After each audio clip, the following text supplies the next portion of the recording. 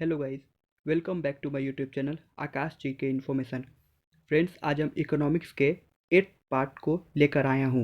पिछले 2 क्लास में हमने फाइनेंशियल मार्केट से संबंधित डाउट्स को देखा है।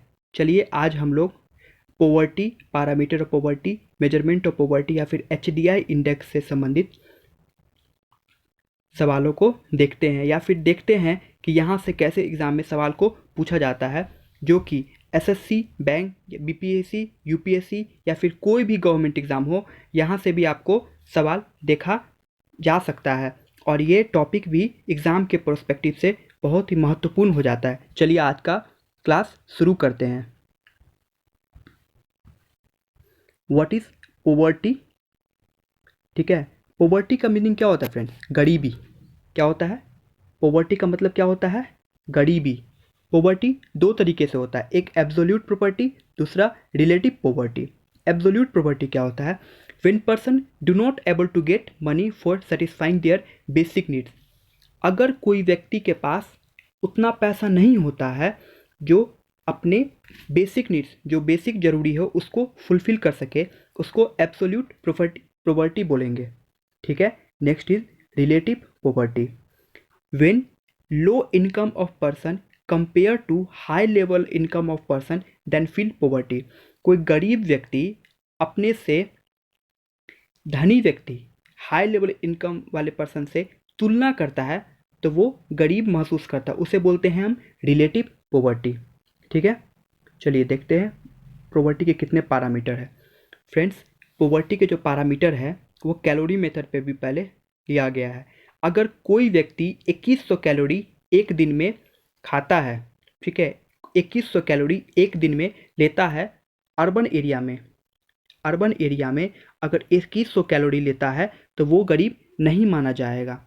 और 2400 कैलोरी अगर लेता है रूरल एरिया में तो वो गरीब नहीं माना जाएगा। ठीक है, 2009 में सुरेश तेंदुलकर जी के कमिटी, सुरेश तेंदुलकर कमिटी के निर्देशन में बोला गया था कि the parameter of poverty should be based on expenditure method. Expenditure method के आधार पर पॉवर्टी को मापा जाएगा। एग्जाम्पल में देखिए, अगर किसी व्यक्ति का आय 26 रुपया प्रतिदिन है गांव में और 32 रुपया प्रतिदिन है urban, so not, it's not rural, urban, ठीक है, अर्बन, अर्बन में, तो वो गरीब नहीं कहलाएगा। कितना बड़ा मजाक है फ्रेंड ये। सुरेश तेंदुलकर कमेटी में, सुरेश तेंदुलकर कमेटी के अनुसार अगर कोई व्यक्ति का इनकम 26 रुपया प्रतिदिन है गांव में और 32 रुपया प्रतिदिन है अर्बन एरिया में तो वो गरीबी की श्रेणी में नहीं आएगा। नेक्स्ट देखते हैं, 2014 में रंगाराजन कमेटी ने कहा है कि अगर किसी व्यक्ति का इनकम 32 रुपया प्रतिदिन रूरल एरिया में, गांव में अगर 47 रुपये प्रतिदिन अर्बन एरिया में है वो भी गरीब की श्रेणी में नहीं माना जाएगा। पॉवर्टी के मेजरमेंट भी है, जैसे कि लॉरेंस कर्व हो गया, गिनी कोएफिशिएंट हो गया, कुजेट्स कर्व हो गया। यहाँ से सवाल आपको ज़रूर पूछा जाएगा।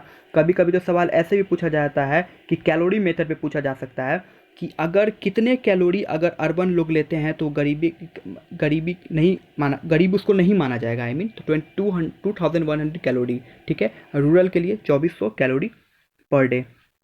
सुरेश तेंदुलकर कमेटी के समय कितने रुपये अगर एक आदमी कमाता है गांव में तो वो गरीब नहीं माना जाएगा, तो 26 रुपया, और रूरल में, अर्बन में 32 रुपया। सवाल ऐसे भी पूछा जा सकता है या फिर सवाल ऐसे भी आ सकता है कि रंगाराजन कमेटी के अनुसार अगर कोई व्यक्ति 32 रुपया गाँव में, 47 रुपया शहर में कमाता है वो गरीब की श्रेणी में नहीं माना जाएगा।